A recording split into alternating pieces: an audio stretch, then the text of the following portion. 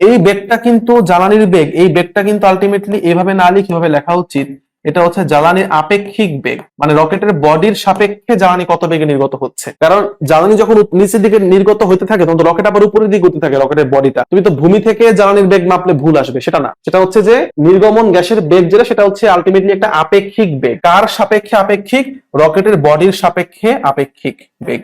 দেখো আর ভালো করে জিনিস খেয়াল করে দেখো, এই এমটা কিন্তু কনস্ট্যান্ট না। কেন কনস্ট্যান্ট না? কারণ এম হচ্ছে কোন একটা মুহূর্তে রকেটের ভর। রকেটের ভরের মধ্যে কি কি পার্ট আছে? একটা হচ্ছে রকেটের বডি, বডির ভর তো কনস্ট্যান্ট, তাই না? আর একটা হচ্ছে জ্বালানি, ভিতরে জ্বালানি আছে, তো জ্বালানি আর রকেটের বডি মিলে টোটাল ভর ক্যাপিটাল এমটা আসে। কিন্তু যত সময় যাচ্ছে জ্বালানি তো ক্ষয় হচ্ছে, তাহলে এমটা কিন্তু আস্তে আস্তে কমতেছে। তাহলে ভালো করে খেয়াল করে দেখো, যদি এম আস্তে আস্তে কমতে থাকে তার মানে এর মান, ত্বরণের মান যদি আস্তে আস্তে বাড়তে থাকবে, ত্বরণের মান যদি আস্তে আস্তে বাড়তে থাকে তার মানে রকেটের বেগ বৃদ্ধির হারও আরো বাড়তেছে। তাহলে এটা কি? রকেট আসলে কিভাবে চলে? রকেট তাহলে একটা অসম ত্বরণের উদাহরণ।